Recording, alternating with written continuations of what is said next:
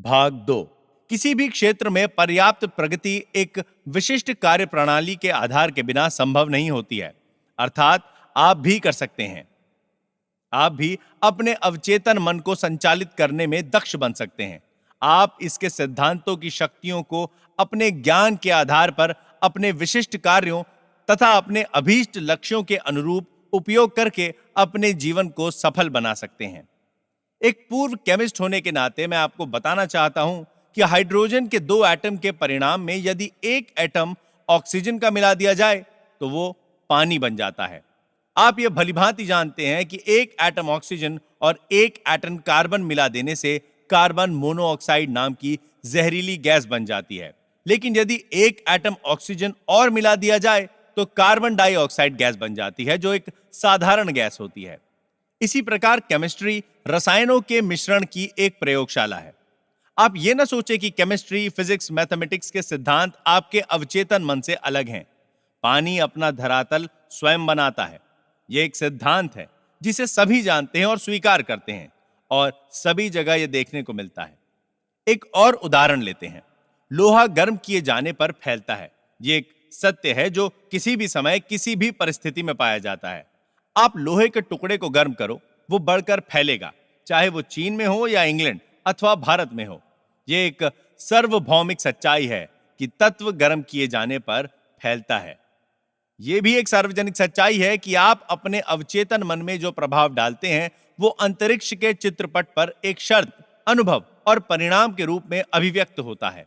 आपकी प्रार्थना का परिणाम मिलता है क्योंकि आपका अवचेतन मन सिद्धांत है, और सिद्धांत का मतलब है एक वस्तु की कार्यविधि या वस्तु के चलायमान होने का तरीका। उदाहरण के लिए बिजली के सिद्धांत को लेते हैं। वो ऊपर से नीचे की ओर दौड़ता है। जब आप बिजली का इस्तेमाल करते हैं तो आप उसके सिद्धांत को नहीं बदलते, लेकिन प्रकृति के सहयोग से आप अद्भुत आविष्कार और नई नई खोज करते हैं, जिनके परिणाम स्वरूप मानवता को अनगिनत लाभ पहुंचाए जाते हैं। आपका अवचेतन मन सिद्धांत है जो आस्था के नियम के अनुकूल चलता है। आपको पता होना चाहिए कि आस्था क्या है, वो क्यों काम करती है और कैसे काम करती है। बाइबल में यह बड़े आसान, स्पष्ट और सुंदर तरीके से बताया गया है कि कोई विश्वास के साथ पहाड़ से कहे कि हटो और समुद्र में जा गिरो, तो उसे अपने हृदय में कोई संदेह नहीं रहता, बल्कि उसे विश्वास होता है कि उसने जो कहा वो पूरा होगा, उसे वो सब कुछ मिलेगा जो वो कहेगा। आपके मन का नियम आस्था का सिद्धांत है। इसका मतलब है कि आपको मन के काम करने के तरीके पर विश्वास करना है। आपके मन की आस्था आपके मन का विचार है। देखो कितना आसान है सब कुछ, बस यही समझना है। आपके सभी अनुभव, परिणाम, शर्तें और कार्य आपके विचारों के प्रति आपके अवचेतन मन की प्रतिक्रियाएं हैं। याद रखने वाली बात यह है कि परिणाम, फल या उत्तर उसमें नहीं जिसमें आप विश्वास करते हैं, बल्कि आपके मन की आस्था से मिलता है। झूठी आस्थाओं, धारणाओं, अंधविश्वासों और आज के जीवन में प्रचलित भयों पर विश्वास करना छोड़िए और जीवन के सनातन सत्य एवं दैवी नियमों पर विश्वास करना शुरू करिए। तब जाकर आप जीवन में ऊपर उठेंगे और जीवन का सच्चा आनंद ले सकेंगे। जो व्यक्ति इस पुस्तक को पढ़कर और इसमें दिए गए अवचेतन मन के वैज्ञानिक सिद्धांतों को अपने जीवन में लागू करेगा, वो अपने लिए और दूसरों के लिए वैज्ञानिक एवं प्रभावपूर्ण रूप से प्रार्थना कर पाएगा। आपकी प्रार्थनाओं के परिणाम कर्म और उसकी प्रतिक्रिया के अलौकिक सिद्धांत के रूप में होते हैं, जो आपके विचार की प्रवृत्ति के अनुरूप होते हैं। अपने मन को सद्भाव, स्वास्थ्य, शांति तथा शुभेच्छाओं में लगाएं और देखें आपके जीवन में क्या आश्चर्य होते हैं।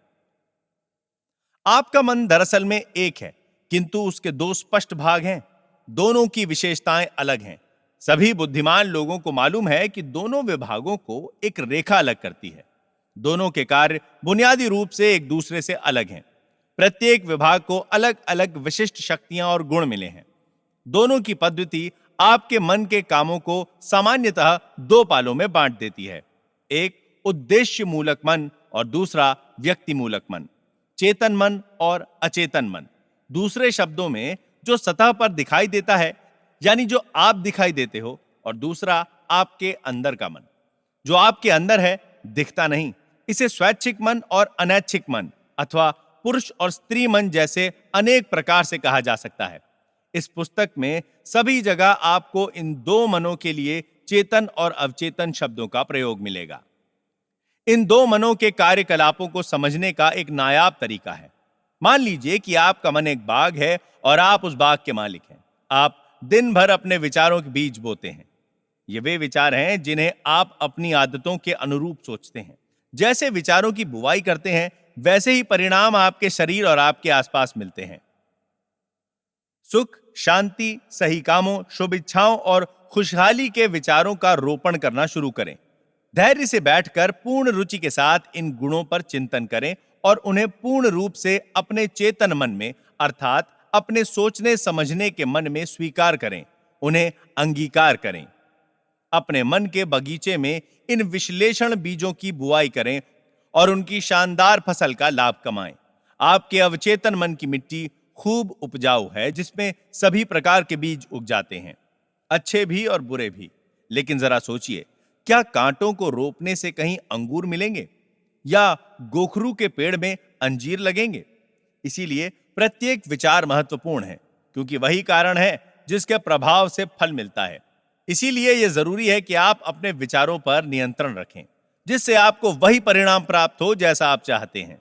जब आपका मन सही रास्ते पर चलने लगेगा, जब आप सच को समझना शुरू कर देंगे, जब आपके अवचेतन मन में रचनात्मक, मधुर और शांतिपूर्ण विचार जमा होने लगेंगे, तब आपके अवचेतन मन की जादुई शक्ति में प्रतिक्रिया होगी और आपके जीवन में मधुर परिस्थितियां पैदा होंगी। आपके आसपास का वातावरण सहज बन जाएगा, प्रत्येक कार्य में सफलता मिलती जाएगी। जब आप अपने सोचने विचारने पर नियंत्रण शुरू कर देंगे, तो आपका अवचेतन मन इस शक्ति का उपयोग अपनी समस्या या परेशानी में भी कर पाएगा। दूसरे शब्दों में, आप वस्तुतः उस अनंत शक्ति और सर्वशक्तिमान नियम के सजग अनुयायी बन जाएंगे जो समस्त संसार को चलायमान रखता है। आप जहां रहते हैं, वहां चारों ओर देखेंगे तो पाएंगे कि अधिकांश लोग शून्य जगत में रहते हैं और विवेकपूर्ण एवं ज्ञानीजन अभिलाषापूर्ण, अर्थपूर्ण जीवन को चुनते हैं। याद रखें, अर्थपूर्ण जीवन अर्थात आपके विचार, आपकी भावनाएं और कल्पनाएं ही आपके शून्य जगत का निर्माण करती हैं।